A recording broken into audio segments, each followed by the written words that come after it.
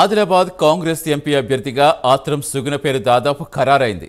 మరి కాసేపట్లో సీఎం రేవంత్ సమక్షంలో కాంగ్రెస్లో చేరనున్నారు. ఇప్పటికే సీఎం ఇంటికి చేరుకున్నారు. ఈ మేరకు తన టీచర్ ఉద్యోగానికి సుగుణ రాజీనామా చేశారు.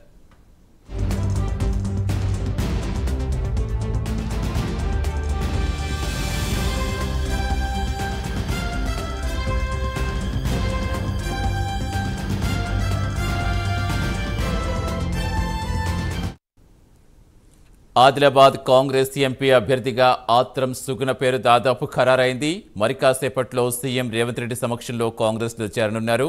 ఇప్పటికే సీఎం ఇంటికి చేరుకున్నారు. ఈ మేరకు తన టీచర్ ఉద్యోగానికి సుగుణ రాజీనామా చేశారు.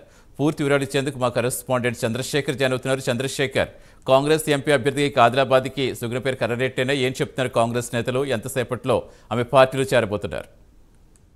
అయితే సతీష్, ఆదిలాబాద్ జిల్లాకు చెందిన ఆత్రం సుగుణ ఈ మధ్య సీఎం రేవంత్ రెడ్డిని కలిసింది. అలాగే ఆదిలాబాద్ ఇన్ఛార్జ్ ఆయన మంత్రి సీతక్కను కూడా, అలాగే ఖానాపూర్ ఎమ్మెల్యే వెడ్మ బుజ్జి సమక్షంలో కాంగ్రెస్ పార్టీలో చేరారు.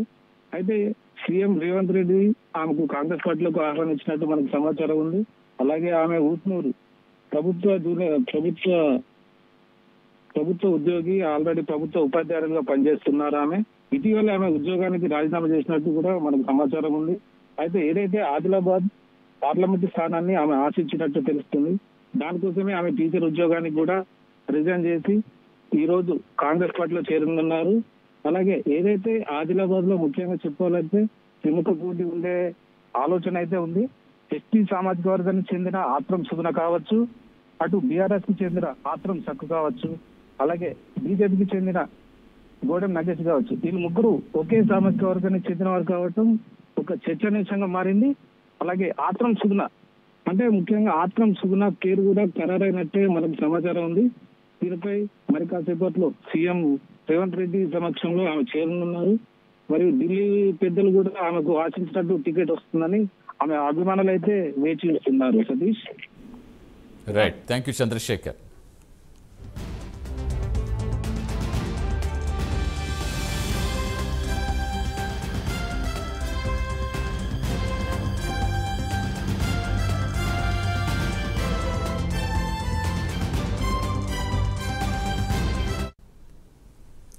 ఆదిలాబాద్ కాంగ్రెస్ ఎంపీ అభ్యర్థిగా ఆత్రం సుగుణ పేరు దాదాపు ఖరారైంది. మరి కాసేపట్లో సీఎం రేవంత్ రెడ్డి సమక్షంలో కాంగ్రెస్లో చేరబోతున్నారు. ఇప్పటికే సీఎం ఇంటికి చేరుకున్నారు సుగుణ. ఈ మేరకు తన టీచర్ ఉద్యోగానికి రాజీనామా చేశారు ఆమె.